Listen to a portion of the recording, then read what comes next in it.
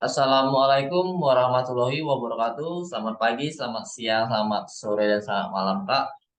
Saya Galis Nugroho, NIM 114210098 dari Teknik Lingkungan Angkatan 2021, asal Medan, dari Pluk 9. Izin lakukan uji pemahaman mengenai praktikum pengolahan limbah non B3, acara ketiga tentang sedimentasi. Mana soal pertama itu jelaskan tipe sedimentasi pertama, kedua, ketiga, dan keempat. Sedimentasi pertama itu biasa dikenal dengan pengendapan partikel diskrit.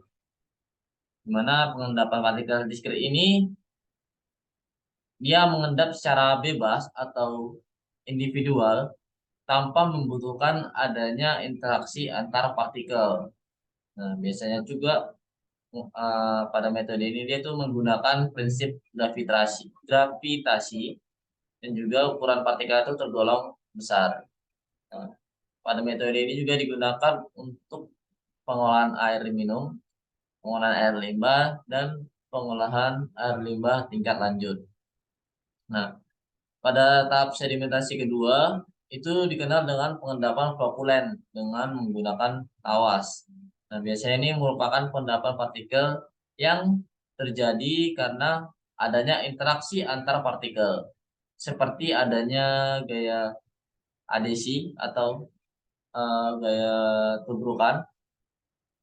Terus juga pengendapan ini dengan metode flokulen, pengendapan itu jauh lebih cepat daripada proses sedimentasi lainnya. Terus sedimentasi ketiga itu biasa dikenal dengan pengendapan terhambat, di mana pengendapan partikel yang terjadi ini karena adanya perbedaan kecepatan antar partikel dan medium yang membawa partikel tersebut. Terus sedimentasi yang terakhir, sedimentasi keempat itu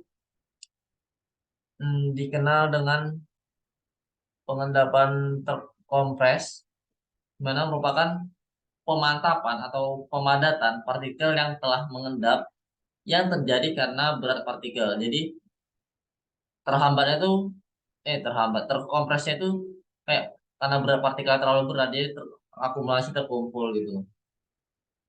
Jadi mengendap gitu. Terus soal nomor dua, tiga tahap proses dan sebelumnya ada tahap pretreatment. Nah, itu dijelaskan. Nah, jadi dalam proses pengolahan limbah itu terdapat tiga tahapan proses utama setelah tahap pretreatment.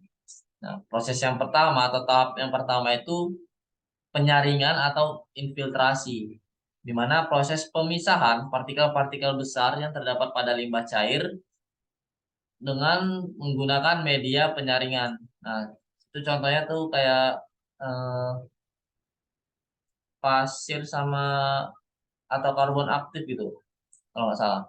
Terus tahap kedua itu pengolahan limbah atau sedimentasi, di mana proses pemisahan partikel-partikel kecil yang tersuspensi dalam air dengan cara itu membiarkan limbah cair itu mengendap. Kemudian partikel-partikel tersebut akan terpisah dari air. Terus tahap yang ketiga adalah pengapungan, di mana proses pemisahan partikel-partikel yang lebih kecil dari partikel yang sudah dipisahkan tadi. Pada tahap sedimentasi ini caranya itu menggabungkan partikel-partikel tersebut ke permukaan air dengan bantuan bahan kimia tertentu. Nah, dari ketiga tahapan tersebut, proses sedimentasi itu masuk ke dalam tahap kedua pada proses pengolahan limbah. Soal nomor tiga, jika air tetap kurus setelah mengalami proses sedimentasi karena adanya partikel terlarut TDS dan TSS, apa yang bisa kita lakukan? Nah, jadi untuk apa ya, menanggulangi hal tersebut, kita dapat melakukan tahapan seperti koagulasi, proses penambahan bahan kimia tertentu untuk membantu partikel-partikel terlarut dan tersuspensi itu menggumpal kemudian mengendap. Terus juga bisa dilakukan dengan proses flockulasi, penambahan bahan kimia juga, untuk membantu partikel-partikel terlarut tadi itu membentuk vlog yang lebih besar sehingga mudah untuk diendapkan. Mungkin proses yang terakhir itu proses filtrasi, proses pemisahan partikel-partikel terlarut dalam air pada, ya pokoknya proses pemisahan partikel-partikel terlarut dalam air. Soal nomor 4 itu berapa waktu pengendapan optimum dan waktu pengendapan sampai memenuhi baku mutu berapa. Dan kenapa pas di akhir-akhir partikelnya itu susah mengendap. Nah, jika dilihat pada grafik waktu pengendapan pada metode flocculant dengan menggunakan tawas, eh, waktu optimum pada menit ke 45 dan menit 60. Sedangkan pada grafik waktu pengendapan dengan metode diskrit, dia itu mencapai waktu optimum itu pada menit ke 60, di mana pada kedua metode tersebut hasil penurunan kekeruhan yang sudah dihitung itu sudah di bawah garis baku mutu. Terus kenapa di akhir-akhir proses itu sulit mengendap? Mungkin ada beberapa faktor yang menyebabkan hal tersebut, seperti ukuran partikel yang terlalu kecil, terus juga adanya gaya hidrodinamika yang kuat, dan mungkin adanya partikel terlarut yang sulit diendapkan. Terus soal terakhir, soal kelima, ini studi kasus. Oke. Salah satu studi kasus penerapan sedimentasi yaitu pada pengolahan sedimen di Das Mekong. Nah, studi kasus ini dilakukan oleh Stockholm Environment Institute atau SEI pada tahun 2017. Nah, sedimen di Das Mekong itu memiliki peran penting dalam menjaga keberlangsungan hidup masyarakat dan ekosistem di sekitarnya. Tapi apa ya?